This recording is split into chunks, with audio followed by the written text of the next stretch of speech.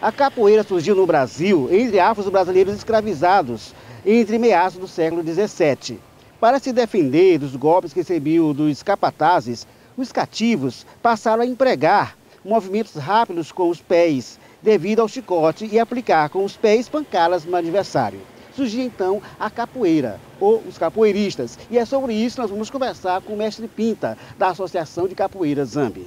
Olha, o capoeirista é aquele cidadão trabalhador, prestativo, que cuida da sua família, que tem as suas obrigações com a sociedade e gosta do seu esporte, da sua cultura.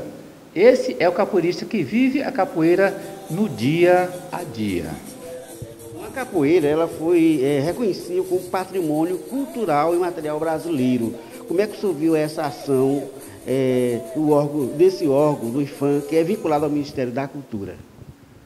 Olha, o Dia Nacional da Capoeira, também como Dia Mundial, aliás, como Patrimônio Mundial da Humanidade, que também já foi eleito pela Unesco, é uma forma de reconhecer o trabalho, o legado dos ancestrais que deixaram essa cultura para a gente dar essa continuidade. E tudo isso graças a uma mobilização nacional e mundial. A capoeira hoje não está integrada só no Brasil inteiro, mas também no mundo inteiro praticamente. Então, por conta disso, que ela foi reconhecida como patrimônio imaterial do povo brasileiro, por ser uma coisa criada aqui no nosso país. As origens étnicas, raciais vieram da África, também como a movimentação, a característica da movimentação da luta veio da África, mas criada aqui no Brasil pela necessidade de libertação, e por conta disso, a capoeira se tornou esse patrimônio histórico do povo brasileiro, por impor a linguagem, o jeito do brasileiro, o jeito de ser, a luta pela sobrevivência. Como todo mundo já sabe, que o negro foi trazido para o Brasil e aqui, como escravo, lutou pela sua libertação, e a capoeira fez parte desse contexto, dessa luta diária pela liberdade de expressão, pela liberdade do povo, da sua identidade, da sua sobrevivência. Essa é o motivo dessa luta que transformou-se nesse patrimônio imaterial do povo brasileiro. Durante muitos anos, mestre, mais precisamente no fim do século XIX até meados do século XX, praticar capoeira no Brasil era considerado um crime. Como é que o senhor avalia esses erros históricos do governo brasileiro? Olha, tudo que vem de baixo para cima, no começo, é considerado uma coisa leviana, marginal.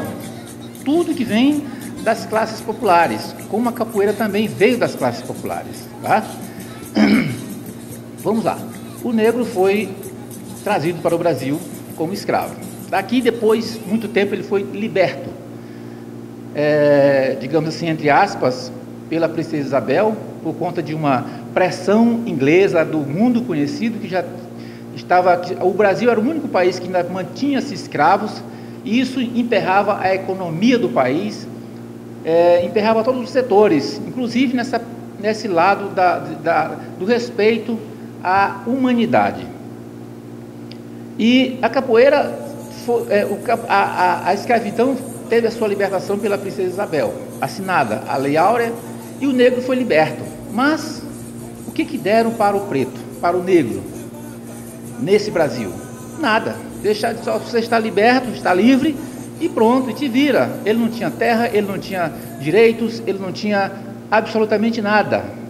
Nenhuma casa para morar, nenhum trabalho, ele não era oficializado. Ele não podia estudar, porque ele não podia se inserir na cultura do branco. E ele foi para as margens, para as margens das cidades. Foi daí que surgiram as primeiras favelas no Brasil. Por conta desses mocambos que foram criados pelos pretos, e lá nesses mocambos tinha a capoeira como forma de luta também pela sobrevivência, pela sua descoberta como pessoa, como ser humano. muitos pretos, muitos capoeiras, por não ter uma profissão, um trabalho específico, como a sociedade determinava, ele foi usar do seu corpo, da sua habilidade prática de luta para a sobrevivência. Eu não diria que isso foi uma coisa errada, porque no momento era uma questão de sobrevivência.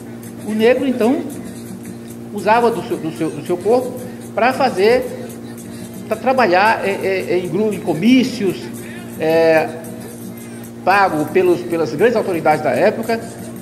Eles se organizavam em maltas, que eram grupos, verdadeiras famílias de capoeiras, principalmente no estado do Rio de Janeiro, onde lá existiam as maltas dos Guaiamuns e dos Nagoas, e essas maltas trabalhavam para os grandes políticos da época, para atrapalhar comícios, para fazer tumultos, para fazer aquele jogo de política que vocês conhecem muito bem. E ele servia como essa massa de manobra. Outros capoeiras, então, preferiam fazer seu trabalho individual, fazer os primeiros pequenos assaltos, os primeiros pequenos furtos. Outros ainda usavam da sua força para trabalhar nas docas, servir como carregadores. Então, essa era a luta do capoeira no dia a dia, nessa época. Por conta disso, veio a perseguição. Veio a perseguição por se, digamos assim, a marginalidade no país, depois da escravidão, aumentou bastante.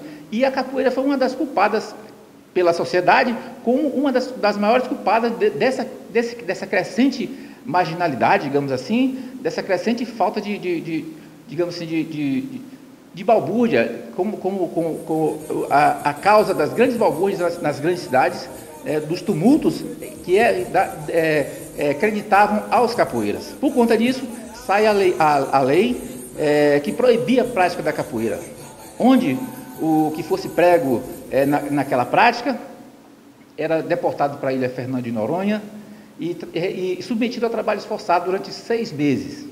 Os cabeças eram eliminados.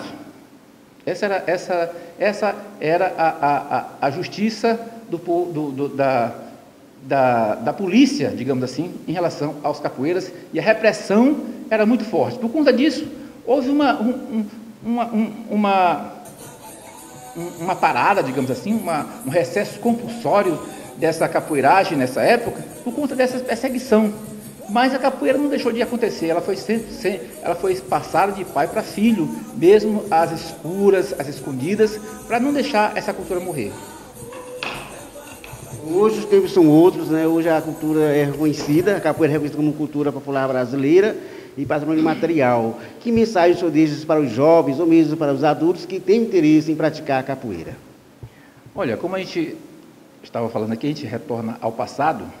Eu me lembro do meu tempo de início de capoeira, de capoeirista, na década de 80, eu interessado em aprender um pouco mais sobre a arte que eu estava começando a aprender, fui buscar nos livros o que significava a palavra capoeira, e lá estava escrito: capoeira, arte de bandidos, de desordeiros, de malfeitores. Era isso que estava escrito no dicionário naquela época. Hoje não, hoje é arte, é defesa pessoal, é terapia, é meio de vida, é cultura. Por quê? Porque a capoeira conseguiu romper essa barreira institucional. O povo, o crescente número de capoeiristas no Brasil e no mundo fez com que essa imagem mudasse de negativa para positiva, porque aí, a partir daí, não só os menos abastados, mas as classes mais abastadas também estão fazendo capoeira. Por conta disso, deixa de ser uma arte irregular, e passa a ser uma coisa da sociedade. Infelizmente, as coisas acontecem dessa forma. E hoje, nós temos a capoeira no Brasil inteiro, no mundo inteiro. Hoje ela é arte, educação, sempre foi, digamos assim, mas hoje é oficialmente considerada como arte, educação, esporte, cultura. E hoje a gente está nessa luta aí, batalhando para que a mensagem, o legado seja repassado para as novas gerações e que sempre que aconteça, que venha muito mais capoeiristas a fazer a sua arte, tanto crianças, adolescentes, jovens, mulheres, homossexuais, todos têm essa oportunidade, porque a capoeira, como diziam os grandes mestres do passado, a capoeira é para homem, menino e mulher. Só não aprende quem não quer.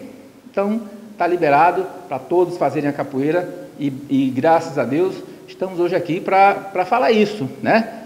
E de viva voz. E nossa escola fica aqui na Praça de Santa Terezinha, o ponto de cultura, está lá a capoeira à disposição de toda a sociedade bacabalense. Quem quiser fazer, o espaço está aberto, é gratuito e vocês estão convidados a participar também dessa família de capoeiristas aqui na cidade de Bacabal.